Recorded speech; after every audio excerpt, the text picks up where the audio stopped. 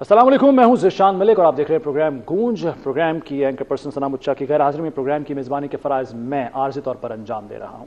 बात हमने कल भी की मुज़ाकरात के हवाले से। हुकूमत और अपोजिशन यानी पीटीआई के दरमियान मुज़ाकराती अमल का आगाज़ हो चुका है। बड़ा खुशाइंद रहा ये पहला दौर और अब 2 जनवरी को दोबारा से ये नशिस्त होगी। हुकूमत की जानिब से 7 और पीटीआई की जानिब से 3 अरकान गुज़श्ता रोज़ के जो मुज़ाकराती अमल है उसमें शरीक हुए और अली अमीन गंडापुर, सलमान अकरम राजा, उमर अयूब और हामिद खान कल के मुज़ाकरात का हिस्सा नहीं बने। इस पर मुख्तलिफ आरा आ रही हैं। यह भी कहा जा रहा है कि अली अमीन गंडापुर और सलमान अकरम राजा ने इनकार कर दिया इस मुज़ाकराती अमल का हिस्सा बनने से, लेकिन बैरिस्टर गौहर ये कहते हैं कि उनकी ज़ाती मसरूफियात थी जिसकी बिना पर वो शामिल नहीं हो पाया। असल बात क्या है, इस पर भी आज के इस प्रोग्राम में गुफ्तगू होगी। और इसके साथ साथ वज़ीर-ए-आज़म शहबाज शरीफ का बयान सामने आया, खास तौर पर जो अमेरिका की जानिब से पाबंदियां आयद की गई हैं उसके बाद कि एटमी प्रोग्राम पर किसी किस्म का कोई समझौता नहीं किया जाएगा। इसके साथ साथ वज़ीर-ए-आज़म शहबाज शरीफ ने ये भी कहा है, उम्मीद का इजहार किया है कि जो मुज़ाकराती अमल चल रहा है पीटीआई और हुकूमत के दरमियान वो मुस्बत रहेगा, उसमें कुछ मुस्बत पहलू निकलेगा। मैं चाहूंगा कि वज़ीर-ए-आज़म शहबाज शरीफ साहब ने जो कहा है जरा वो सुनते हैं कि वो क्या कह रहे हैं। प्रोग्राम जो है पाकिस्तान का न्यूक्लियर ना ये है ना ये काबीना के ऑनरेबल मेंबर्स का है, ये पाकिस्तान के 24 करोड़ ये अवाम का ये प्रोग्राम है जो उनके दिलों से भी उनको अपने अजीज है। उनको इसके ऊपर कोई कतन कॉम्प्रोमाइज़ नहीं होगा और पूरी कौम इस प्रोग्राम के ऊपर यकसू है, पूरी तरह मुतहद है। It's a programme to defend Pakistan. ये पूरी उम्मीद है कि ये दोनों पार्टी जो हैं पीटीआई और हुकूमती पार्टी मिलकर कोई ऐसा हल निकालेंगे जिससे कि पाकिस्तान के बेहतरीन मफाद में पाकिस्तान को अमन और इस्तेहकाम देंगे इंशाअल्लाह। प्रोग्राम का बाकायदा आगाज़ करते हैं। मेहमानों का तारुफ करवा दूं, मैं पाकिस्तान तहरीक इंसाफ से मलिक अहमद भच्चर साहब मेरे साथ मौजूद हैं, जबकि पाकिस्तान पीपल्स पार्टी से सादिया जावेद साहिबा ने मुझे ज्वाइन किया है। आप दोनों का बहुत शुक्रिया। आगाज़ में मलिक अहमद साहब आपसे करना चाहूँगा, सर जो कल की नशिस्त रही है दोनों तरफ से, जैसे कि अरकान बैठे हैं हुकूमत की तरफ से हों या उनके इत्तेहादी साथ हों और आपकी तरफ से 3 अरकान बैठे हैं, आप मुतमईन हैं पहली नशिस्त से और पहली जो बातचीत हुई है, जो अमल शुरू हुआ है, आप मुतमईन हैं और आप समझते हैं कि दूरस और मुस्बत नताज निकलेंगे इस मुज़ाकराती अमल से? जी बिस्मिल्लाहिर्रहमानिर्रहीम। जी सबसे पहले तो कल की जो नशिस्त हुई है उसमें अभी तो चार्टर ऑफ डिमांड ही पेश करना है 2 तारीख को जो प्लान बना है हमारा। तो मैं ये समझता हूँ कि ये एक बड़ी ज़रूरत थी जो कल से ये शुरू हुए मुज़ाकरात। देखें मैं एक अर्ज़ करूँ आपको कि ये कुछ सिर्फ पाकिस्तान तहरीक इंसाफ के लिए ज़रूरी नहीं है, ये उसकी ज़रूरत नहीं है। ये जितनी जमातें हैं इस वक्त, जिसमें मेन स्टेक्स तो 3 जमातें ही हैं, जिसमें पीपल्स पार्टी है, मुस्लिम लीग नून है, पाकिस्तान तहरीक इंसाफ है और जमीयत उलमा इस्लाम है और दूसरी जमातें भी हैं। तो मैं ये समझता हूँ कि ये सब जमातों की ज़रूरत है कि इस टाइम ये जो हमारा एक इस वक्त टाइम गुजर रहा है, ये मैं अर्ज कर दूं कि अगर ये टाइम हमने मिस कर दिया और मेन तो उधर से अपोजिशन के साथ जो मेन जमात ने बात करना है वो तो डेफिनेटली मुस्लिम लीग नून है, चूंकि वही आई है एक प्लानिंग के तहत आई है और उसको लाया गया है।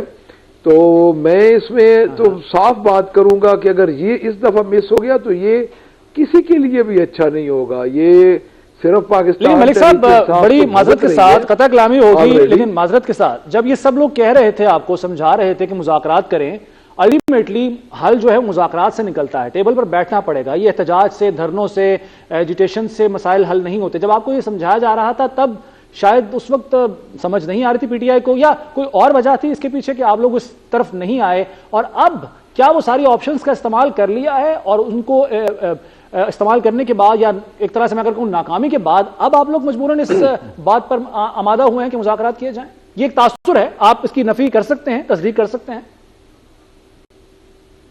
देखिए आपका बड़ा अच्छा क्वेश्चन है, मैं इसमें आपको थोड़ा सा टाइम लूंगा आपको जवाब देने में।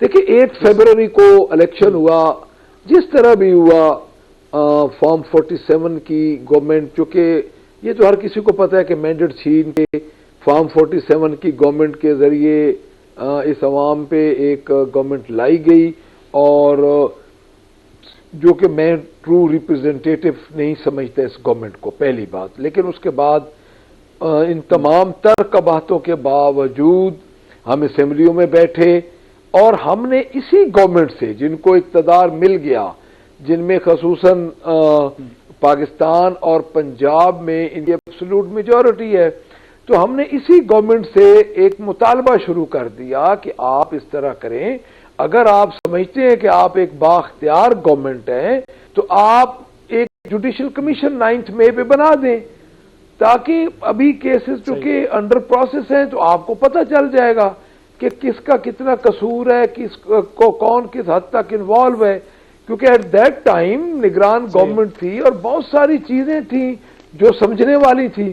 اس کے بعد ہمارا یہ مطالبہ بڑھتا گیا، لیکن ان دا مین ٹائم یہ ہمارے اوپر تشدد بڑھتا گیا، ہمارے ورکرز کو پکڑا جاتا رہا، ہمارے لیڈرز کو جو جیل میں تھے ان پہ سختیاں بڑھ گئیں، ایون بانی پی ٹی آئی پہ سختیاں بڑھ گئیں، ان کی ہمشیرہ پہ دونوں بہنوں کو ایک دفعہ اٹھا لیا گیا، ان کی ایون 302 ان کی بیوی پہ، بشرا بیوی پہ 302، آخر تک وہ اب ان پہ 302 لگا دیے گئے جب کوئی اور کیس نہیں نکلا۔ تو اس کے بعد پھر ہم نے ان سے این او سیز مانگے جلسوں کے لیے۔ پھر آپ کو پتہ ہے کہ این او سی جو ہمیں ملے وہ این او سی کوئی کانا کی منڈی کا ملتا تھا، کوئی سنجانی کا جا کے ملتا تھا۔ تو پھر ہم نے این او سی جب اس طرح کے این او سی دے کے اور اس کے باوجود پھر ہمارے اوپر وہی فستحیت اور وہی ظلم جاری تھا، تو اس کے بعد پھر ہم احتجاج میں آ گئے۔ پھر اس اختتام ہوا ڈی چوک پہ 26 نومبر کو، جس پہ آپ کو خود پتہ ہے کہ ایک الیکٹڈ وزیر اعظم کے دور میں جو اپنے آپ کو کہتا ہے کہ میں عوام کا ٹرو ریپرزینٹیٹیو ہوں، میرے پاس مینڈیٹ ہے عوام کا، وزیر اعظم شہباز شریف صاحب یہ کہہ رہے ہیں، اور اس کے باوجود بلیک آؤٹ کر کے گولی چلائی گئی۔ تو کیا آپ یہ سمجھتے ہیں کہ ہماری ناکامی ہے؟ یہ تو خیر ہم تو اس گورنمنٹ سے کیا مانگ رہے پوائنٹ آ گیا، بڑی دیر سے سعدیہ جاوید صاحبہ خاموش ہے، میں چاہوں گا کہ آپ کے اس پوائنٹ پر، آپ کے اس موقف پر ان سے ان کی رائے بھی لے لی جائے۔ سعدیہ صاحبہ، آپ لوگ بقول پی ٹی آئی کہ آپ لوگوں نے مینڈیٹ چوری کیا ان کا 8 فروری کے الیکشن کے بعد، لیکن اس کے باوجود یہ آپ سے مذاکرات کے لیے، بات چیت کے لیے رضامند ہیں، بیٹھے ہیں، تو شکریہ تو ادا کرنا بنتا ہے پی ٹی آئی کا۔ اور دوسرا یہ کہ جس طریقے سے وہ ایک تو مطالبات جو بنیادی ہیں، پہلا تو یہی ہے کہ بانی پی ٹی آئی کو رہا کیا جائے، اس پر تو بعد میں بات کرتے ہیں، لیکن جوڈیشل کمیشن بنانے کا مطالبہ 9 مئی ہو یا 26 نومبر ہو، اس پر وہ مطالبہ کرتے ہیں، پھر وہ یہ کہتے ہیں گولی چلائی گئی، بلیک آؤٹ کیا گیا، ان ساری باتوں پر آپ کا کیا موقف ہے؟ بسم اللہ الرحمن الرحیم، بہت بہت شکریہ۔ جو 2018 کے الیکشن ہوئے تھے، میں کراچی میں عینی شاہد ہوں کہ اس وقت بھی سیاسی جماعتوں کا مینڈیٹ چھین کر ان کو حکومت دی گئی تھی۔ وہ زبردستی جہاز اور ہیلی کاپٹر اڑا کر ایم این ایز اور ایم پی ایز کو اٹھا کر جو ہے وہ پارٹیاں جوائنٹ کرائی گئی تھیں، وہ پی ٹی آئی کا پٹا پہنایا گیا تھا، اور یہ کوئی ڈھکی چھپی بات نہیں تھی۔ جو ان کے اس وقت کے چیئرمین اور آج کے بانی پی ٹی آئی ہیں، وہ یہ بات برملا کہتے تھے کہ جی میں تو اسٹیبلشمنٹ جنرل فیض کے اس پہ حکومت کر رہا ہوں۔ تو یہ باتیں ان کے منہ سے تو اچھی لگتی نہیں ہیں کہ جی مینڈیٹ چھینا گیا، آپ نے بھی مینڈیٹ چھینا تھا۔ اچھا، مجھے یہ نہیں سمجھ آتا کہ پورے پاکستان میں مینڈیٹ چھین گیا اور کے پی کے میں مینڈیٹ نہیں چھینا، یہ بات مجھے بالکل نہیں سمجھ آتی۔ مینڈیٹ چھینا جاتا ہے نا، ہمیں یاد ہے ہمارا مینڈیٹ چھینا گیا تھا، بی بی شہید جب 97 کی اسمبلی میں گئی تھی تو 15 ارکان تھے پورے پاکستان سے۔ اگر مینڈیٹ چھینا جاتا، ان کی تعداد جو ہے اس وقت نیشنل اسمبلی میں، پھر وہ نہ ہوتی۔ اگر اس ملک کے ادارے اور جوڈیشری اور جس طرح ان کو فیسیلیٹ کیا گیا، جوڈیشری نے جس طرح ان کو فیسیلیٹ کیا، کون سی پولیٹیکل پارٹی کو فیسیلیٹ کیا؟ یہ ابھی کہہ رہے تھے، میں ان کی سن رہی تھی کہ جی عمران خان صاحب کو صحبتیں، او بھائی جیل کی صحبتیں، کوئی عمران خان صاحب جیل میں کسی مشکل میں نہیں ہے۔ کسی پولیٹیکل لیڈر کا میں نے تو نہیں سنا کہ ایکسرسائز مشین جو ہے وہ اس کو جیل سیل میں دی گئی ہو۔ پریزیڈنٹ آصف علی زرداری صاحب ابھی ان کے دور میں جب ان کو جیل میں رکھا گیا تھا، نیب کسٹڈی کی گئی تھی، تو انسولین فریج میں رکھنے کی اجازت نہیں تھی. ہم اور جس کے لیے ہم سعدیہ صاحبہ پی ٹی آئی تو کہتی ہے کہ ڈیتھ سیل میں رکھا گیا ہے بانی پی ٹی آئی کو، بڑے ان کو تکلیفیں دی جا رہی ہیں، کبھی لائٹس بند کر دی جاتی ہیں، کبھی کسی اور طریقے سے ایذا پہنچائی جاتی ہے، تو یہ دعویٰ کرتے ہیں. بالکل مجھے لگتا ہے کہ گورنمنٹ کو میڈیا کو فیسیلیٹ کرنا چاہیے، جیسے میڈیا کو فیسیلیٹ کیا جاتا ہے نا، وہ جیل میں ٹرائل ہوتا ہے. اور آپ مجھے بتائیں کون سے پولیٹیکل لیڈر کو، میاں محمد نواز شریف صاحب بھی بند رہے، شہید محترمہ بے نظیر بھٹو بھی جیل گئیں، پریزیڈنٹ آصف علی زرداری بھی جیل گئے. کون سے پولیٹیکل لیڈر کو ایسے فیسیلیٹ کیا گیا کہ وہ روز میڈیا ٹاک کرے، پریس کانفرنس کرے، اور آپ لوگ پھر اس سے پروگرام کرتے ہیں، تجزیے کرتے ہیں؟ تو میں تو گورنمنٹ آف پاکستان کو یہ کہوں گی، ریکویسٹ کروں گی کہ وہ ایک دفعہ میڈیا کو فیسیلیٹ کریں اور اس سیل کا جو وہ ڈیتھ سیل کا دعویٰ ہے وہاں لے جائیں اور دکھائیں. تو وہ جو سائیکل گئی ہوئی ہے اندر اور ایکسرسائز مشینیں گئی ہوئی ہیں اور جو ان کے کھانے کا مینیو، آئی ڈونٹ نو کہ کسی اور لیڈر کو اتنی فیسلٹی. چلے اب یہ ساری باتیں بالکل ٹھیک ہے، پھر بھی گورنمنٹ نے بھلا دی. بہت بڑا دل کیا گورنمنٹ نے، اور انہوں نے اسپیکر نیشنل اسمبلی بالکل خراج تحسین کے وہ ہیں کہ انہوں نے انیشیٹو لیا، انہوں نے ایک پازیٹیو رول پلے کیا، اور انہوں نے حکومت سے ریکویسٹ کی کہ آپ کمیٹی تشکیل دیں. اور پوائنٹ آ گیا سعدیہ صاحبہ، ٹھیک ہے، پوائنٹ آ گیا. میں بالکل ٹھیک ہے، آپ کی بات آ گئی. میں یہ چاہوں گا اسی سوال کو میں لے کے چلتا ہوں ملک احمد صاحب کی طرف. ملک صاحب، ایک تو جو 2024 کے الیکشن میں آپ الزام لگاتے ہیں ان لوگوں پر، پی ٹی آئی جو الزام لگا رہی ہے پیپلز پارٹی اور مسلم لیگ نواز پر، وہی الزام آپ پر لگتا ہے 2018 کے الیکشن کو لے کر. ایک تو میں چاہوں گا کہ اس پر آپ رسپانس ضرور دیجیے. اور دوسری بات، جو فیسلٹیز کا ذکر کیا ابھی سعدیہ صاحبہ نے، جو دی جا رہی ہیں بانی پی ٹی آئی کو جیل کے اندر، جس کا ریکارڈ بارہا دیا جاتا رہا ہے جیل انتظامیہ کی جانب سے بھی، اس پر کیا کہیں گے سر آپ؟ دیکھیں بات یہ ہے جی کہ محترمہ کو چونکہ سندھ سے تعلق رکھتی ہیں تو پنجاب کی صورتحال کا آئی تھنک ہماری بہن کو پتہ نہیں ہے زیادہ کہ پنجاب اڈیالہ پنجاب میں آتا ہے اور کس طرح پنجاب میں فسطائیت جاری ہے. تو میں تو یہ کہوں گا کہ یہ ایک دفعہ ضرور ان کا مطالبہ وزیر اعلیٰ تک، چونکہ اڈیالہ پنجاب میں ہے تو وزیر اعلیٰ جو ہماری ہیں، جو کہ فارم 47 کے ذریعے ہی آئی ہیں اور ہمارے سے ہمارا مینڈیٹ چھینا گیا اور ہم اپنی بات پہ قائم ہیں، تو ایک دفعہ ضرور آپ لوگوں کو ادھر کا وزٹ کروانا چاہیے. چونکہ میں تو خود جا کے دیکھ آیا ہوں اور 2-3 دفعہ میری خان صاحب سے ملاقات بھی ہوئی ہے. تو دوسری بات جو ہے نا جی کہ یہ جس طرح یہ لیکن سر ایک منٹ، اگلی بات کا جواب دینے سے پہلے صرف ایک چیز، صرف ایک بات، آپ جو بات کر رہے ہیں سعدیہ صاحبہ، ایک منٹ دیجیے گا، صرف ایک مختصر سی بات. بیرسٹر گوہر صاحب ملاقات کرنے جاتے ہیں بانی پی ٹی آئی کے ساتھ اور وہ باہر آ کے کہتے ہیں کہ بانی پی ٹی آئی بالکل حشاش بشاش ہے، طبیعت ان کی ٹھیک ہے. یہ اس وقت ہوا جب اس سے پہلے افواہیں پھیلائی گئیں کہ جان کو خطرہ ہے بانی پی ٹی آئی کی اور ان کی طبیعت ناساز ہے، سب کچھ ہو رہا ہے. یہ وہ آپ کے چیئرمین، پی ٹی آئی کے چیئرمین بیرسٹر گوہر ملاقات کے بعد آ کے میڈیا سے بات کرتے ہوئے کہتے ہیں کہ وہ بالکل ٹھیک ہیں. تو ان کی بات کا یقین ہم کیوں نہ کریں پھر ملک صاحب؟ نہیں تو وہ ٹھیک ہے، اس میں تو کوئی دوسری رائے نہیں، اللہ کا کرم ہے ان کو. اس کا مطلب یہ تو نہیں ہے کہ کوئی ان کو اتنے آرام. دیکھیں میں ایک آپ کو عرض کروں، میرے خیال میں ذیشان ایک چیز آپ کو ضرور دیکھنی چاہیے کہ جو فارمر پرائم منسٹر ہوتا ہے نا جی، وہ جہاں بھی رہیں ان کے ایک پریویلیج اور پرکس ہوتے ہیں اور اس میں کئی چیزیں ان کو الاؤ ہوتی ہیں، پہلی بات. دوسری بات، میں کو اس چیز میں کیونکہ ہماری بہن کو پنجاب کے حالات کا بالکل بھی نہیں پتا، اور ہمیں پتا ہے ہم پنجاب میں ہیں، کیونکہ سندھ میں ان کی گورنمنٹ ہے تو ان کو سندھ کا زیادہ پتہ ہے. میں یہ بات کر رہا ہوں کہ قید سخت میں گرمیوں میں ہمیں 4 گھنٹے گیٹ پہ کھڑا کیے رکھا. اور آپ کو بھی پتہ ہے کہ 3 لیڈر آف دا اپوزیشن گئے، ایک پنجاب کے، ایک سینٹ کے، عمر اپنا شبلی فراز صاحب تھے، عمر ایوب صاحب تھے نیشنل اسمبلی کے، اور میں تھا پنجاب کا. آپ کو پتہ ہے کہ 2 گھنٹے ہمیں اڈیالہ چوکی میں ابڈکٹ کر کے بٹھا دیا گیا. یعنی یہ کیا، آپ اگر اسی بات پہ بیٹھے رہے، یہ تو 3 گھنٹے کا پروگرام چاہیے. اور اس کے بعد جو آپ یہ بات کر رہے ہیں نا جی کہ الیکشن ریگنگ کا، دیکھیں 70 سے لے کے آج دن تک ہر الیکشن میں اسٹیبلشمنٹ کا کردار رہا ہے. جس کی بات بی بی کر رہی ہیں، یہ محترمہ کر رہی ہیں، بات یہ ہے کہ کسی الیکشن میں تھوڑا کردار اسٹیبلشمنٹ کا، کسی الیکشن میں زیادہ ہوتا تھا. 2024 میں تمام حدیں کراس ہو چکی ہیں. دیکھیں بات یہ ہے کہ ہم کوئی انکار نہیں کر سکتے کہ اسٹیبلشمنٹ کا کردار ہر الیکشن، میں جب یہ کہہ رہا ہوں کہ 70 سے لے کے 2024 تک ہر الیکشن میں، لیکن سب سے زیادہ جو میری بات سنیں، جو سب سے زیادہ کردار اسٹیبلشمنٹ کا اس وقت جس نے اسٹیبلشمنٹ کو بالکل ایک سامنے لا کے کھڑا کر دیا، وہ 2024 کا تھا.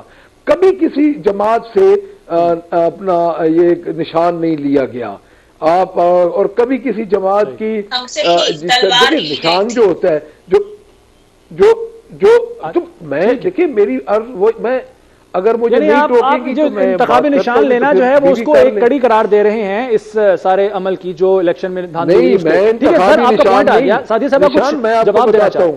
ہمارے میں 1 منٹ آپ کا لوں گا. ہمارے جتنے پرپوزرز کینڈیڈیٹس کو پکڑا گیا، ہمارے جتنے کینڈیڈیٹس تھے ان کو تو آر او آفس میں بھی نہیں داخل ہونے دیا گیا سبمیشن آف پیپرز کے لیے.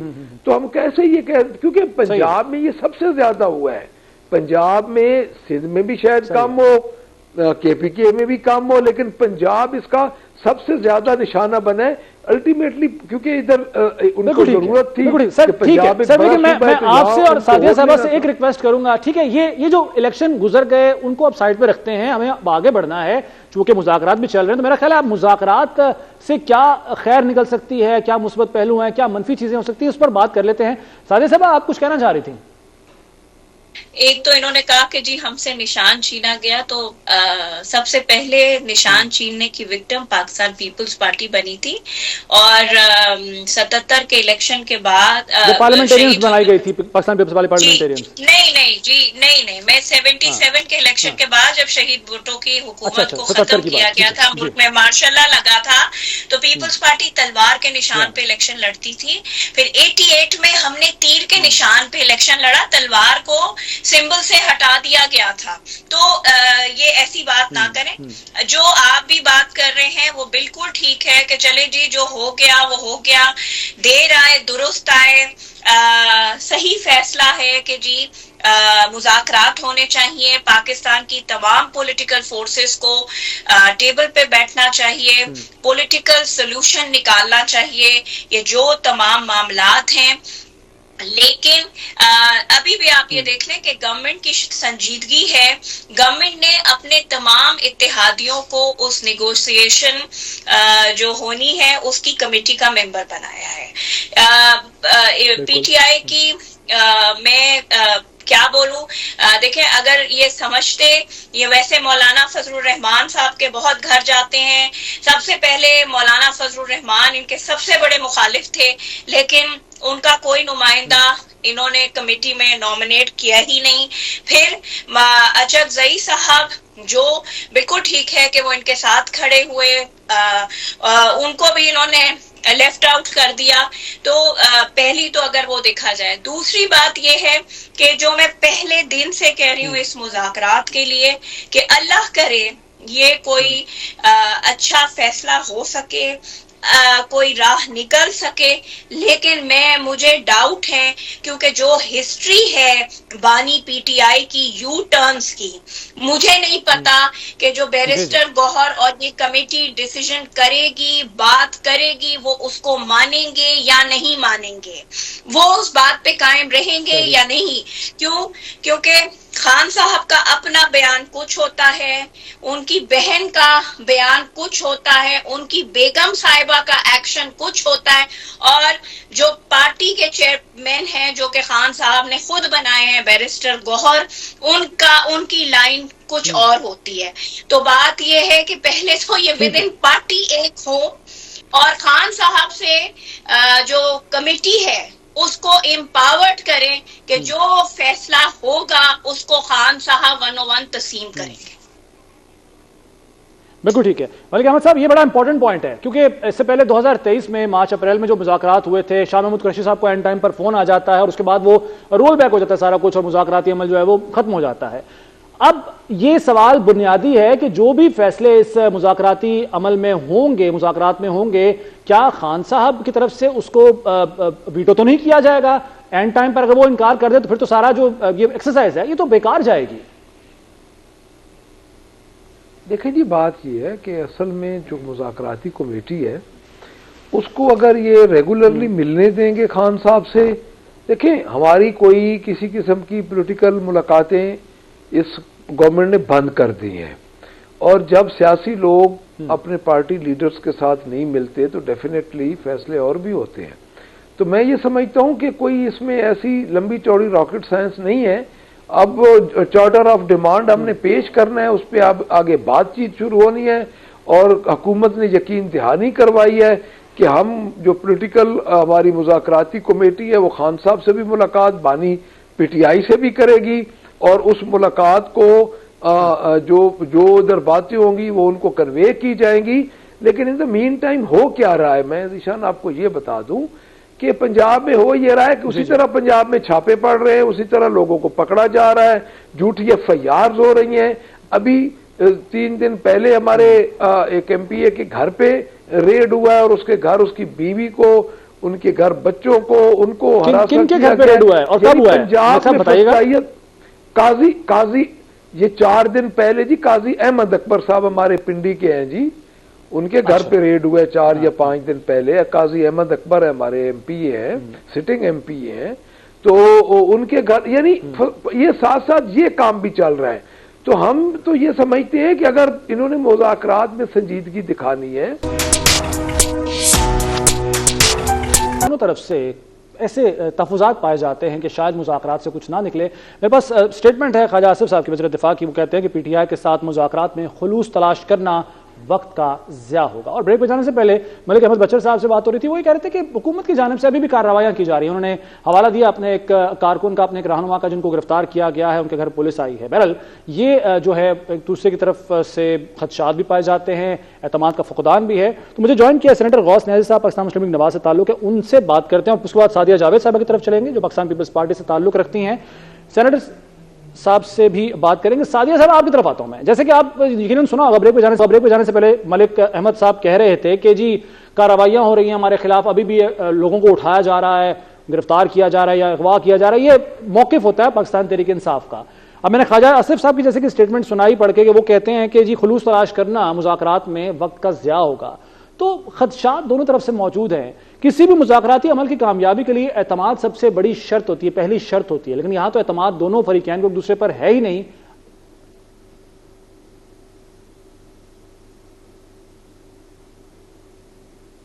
سعدیہ صاحبہ جی، آپ کی بات بالکل صحیح ہے کہ اعتماد دونوں طرف سے نہیں ہے. کیونکہ اگر دیکھا جائے تو جو پی ٹی آئی کی تاریخ ہے، ابھی بھی 26ویں آئینی ترمیم کے وقت مولانا فضل الرحمان صاحب نے بہت کوشش کی اور ان کو کمیٹی کا حصہ بھی بنایا، اور ان کے لوگوں نے بہت ساری چیزوں کو ایگری کیا. لیکن جب وہ اپنے بانی پی ٹی آئی کے پاس گئے جیل ملنے تو انہوں نے انکار کر دیا. تو ان پہ اعتماد کرنا ذرا مشکل ہے پی ٹی آئی کی، کیونکہ تاریخ ایسی ہے. اور دوسری بات یہ ہے کہ انہوں نے کبھی بھی جو ہے نا وہ نیگوسیشنز کو اس طرح لیا نہیں ہے. عمران خان صاحب کا ایز لیڈر نیگوسیشن، آپ کو پتا ہے کہ پاکستان پیپلز پارٹی ڈائیلاگ پہ یقین رکھتی ہے. پریزیڈنٹ آصف علی زرداری ریکنسلیشن کی بات کرتے ہیں. یہ بار بار کہہ رہے ہیں کہ جی 2018 کا جو آر او کا الیکشن تھا وہ ہم نے ایکسپٹ کیا تھا پاکستان کی خاطر، اور دل بڑا کیا تھا.